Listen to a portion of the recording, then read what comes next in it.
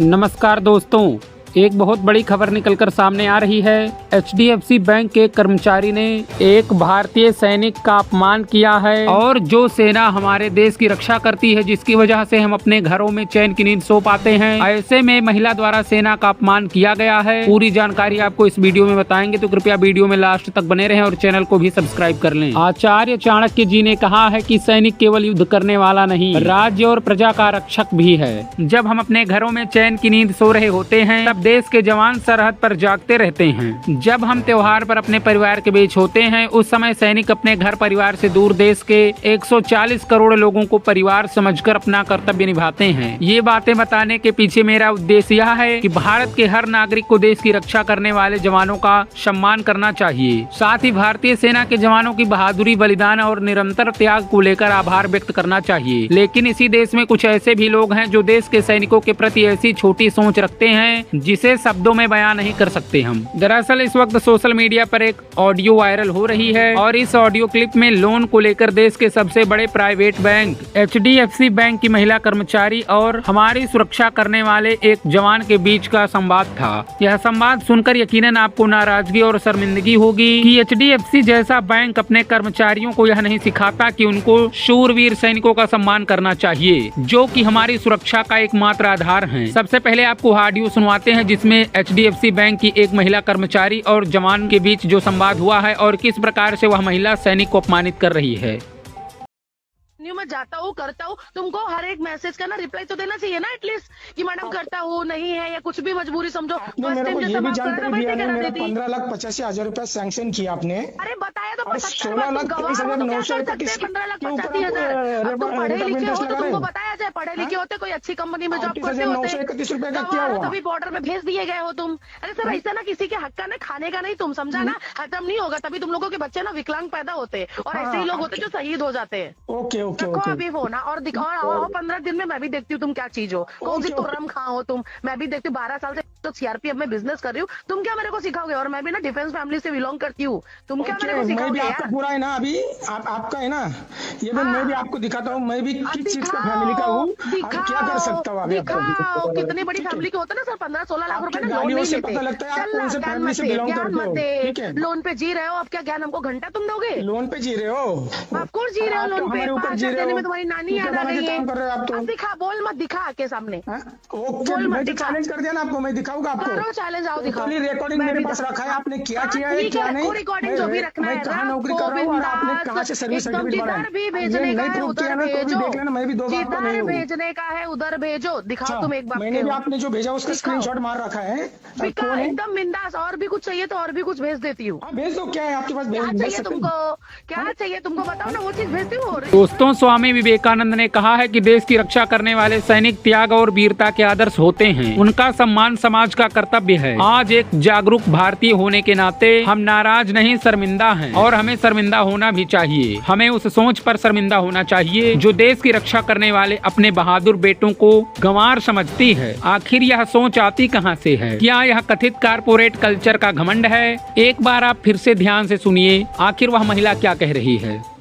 मैं जाता हूँ, करता हूँ, तुमको हर एक मैसेज का ना रिप्लाई तो देना चाहिए ना एटलीस्ट कि मैडम करता हूँ, नहीं है या कुछ भी मजबूरी समझो। मेरे को ये भी जानकारी दिया है, मेरा 15,85,000 रुपया सैंक्शन किया आपने। अरे बताया तो 16,30,931 15,85,000 पढ़े लिखे हो तो तुमको बताया जाए, पढ़े लिखे होते कोई अच्छी कंपनी में जॉब करते होते 931 रुपए का क्या हुआ? तभी बॉर्डर में भेज दिए गए हो तुम। अरे सर ऐसा ना किसी के हक का ना खाने का नहीं, तुम समझा ना, खत्म नहीं होगा तभी तुम लोगों के बच्चे ना विकलांग पैदा होते और ऐसे ही लोग होते जो शहीद हो जाते हैं। ओके ओके रखो अभी वो ना और दिखाओ 15 दिन में मैं भी देखती हूँ तुम क्या चीज हो, कौन सी तुर्रम खां हो तुम। मैं भी देखती हूँ 12 साल से तो CRPF में बिजनेस कर रही हूँ, तुम क्या मेरे को सिखाओगे? और मैं भी ना डिफेंस फैमिली से बिलोंग करती हूँ, तुम क्या मेरे को सिखाओगे? आपका पूरा है ना, अभी आपका है ना ये भी मैं भी आपको दिखाता हूँ, मैं भी किस चीज का फैमिली का हूँ, क्या कर सकता हूँ।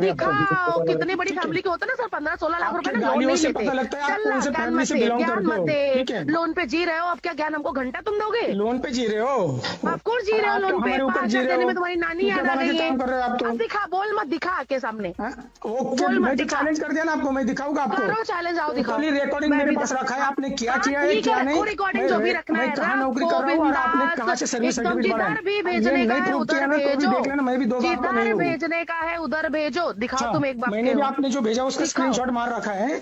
बिका कौन है? एकदम बिंदास, और भी कुछ चाहिए तो और भी कुछ भेज देती हूँ। हाँ भेज दो, क्या है आपके पास, क्या भेज चाहिए सकते तुमको, हैं। क्या चाहिए तुमको बताओ ना, वो चीज़ दोस्तों भेज दो। आप इन शब्दों को अपने जहन में रखिएगा। किस प्रकार से कह रही है कि गंवार हो तभी बॉर्डर पर भेज दिए गए हो, तभी तुम्हारे बच्चे अपंग और विकलांग पैदा होते हैं। जवान ने बैंक कर्मचारी से सिर्फ अपने लोन पर जानकारी मांगी थी और यह उनका अधिकार है। आरबीआई के नियम के मुताबिक ग्राहक जब चाहे अपने खाते की जानकारी मांग सकता है। बैंक को समय पर साफ स्टेटमेंट देना जरूरी है। बैंक को ग्राहक के हर सवाल का पारदर्शी तरीके से जवाब देना होगा। बैंक को लोन से जुड़े दस्तावेज ग्राहक को देना होगा और जवाब यहाँ पर क्या मिल रहा है आप देख ही सकते हैं। किस प्रकार से एचडीएफसी बैंक के कर्मचारी जानकारी मांगने पर भड़क गई। कथित कारपोरेट नौकरी के घमंड में डूबी एचडीएफसी बैंक कर्मचारी इतना भड़क गई कि उसने वीर जवानों की शहादत का अपमान कर दिया। अनुराधा वर्मा ने बेहद अपमानजनक भाषा में कहा कि तुम जैसे लोग ही होते हैं जो शहीद हो जाते हैं। यह सर्वोच्च बलिदान की भावना का अपमान है। सैनिकों की बलिदान की भावना ही है जो हमें सुरक्षा को लेकर निश्चित करती है। अनुराधा वर्मा और उनकी जैसी सोची छोट रखने वालों को आज जानना चाहिए कि जर्मनी में सैनिक या वर्दी के अपमान पर जेल की सजा होती है। फ्रांस में सेना के अपमान को देश का अपमान माना जाता है। रूस में सैनिक के अपमान पर 15 साल तक की जेल की सजा हो सकती है। चीन में सैनिक या शहादत के अपमान पर 3 साल तक जेल हो सकती है। चीन में कई बार सेना या सैनिकों के खिलाफ सोशल मीडिया पोस्ट पर भी लोगों को सजा हुई है। भारत में भी सैनिकों की शहादत और सेवा का मजाक उड़ाने वालों को कानूनी तौर पर दंडित करने का प्रावधान है। मित्रों, भारतीय न्याय दंड संहिता के तहत सैनिक की शहादत या सेवा का मजाक उड़ाने पर धारा 356 के तहत कार्रवाई हो सकती है। इसके तहत आरोपी को 2 साल तक की जेल या जुर्माना हो सकता है। वीएनएस की धारा 353 के तहत भी आरोपी को दंडित किया जा सकता है। कुछ लोग काम का दबाव और बैंकिंग नीतियों का हवाला देकर एचडीएफसी बैंक और अनुराधा वर्मा के पाप को ढकने की कोशिश करेंगे। ऐसे लोगों को याद रखना चाहिए कि सुप्रीम कोर्ट ने कहा है कि राष्ट्रीय गरिमा का सम्मान जरूरी है। सेना के जवान का सम्मान भी राष्ट्रीय गरिमा का सम्मान है। इसलिए जरूरी है कि अनुराधा वर्मा को सजा मिले। अब हम आपको इस घटना के सबसे शर्मनाक पक्ष की जानकारी भी देते हैं। यह पक्ष एचडीएफसी बैंक से जुड़ा हुआ है। जवान के अपमान पर देश का आक्रोश दिखा तो एचडीएफसी बैंक ने यहाँ भी बचने का चोर दरवाजा तलाशने की कोशिश की।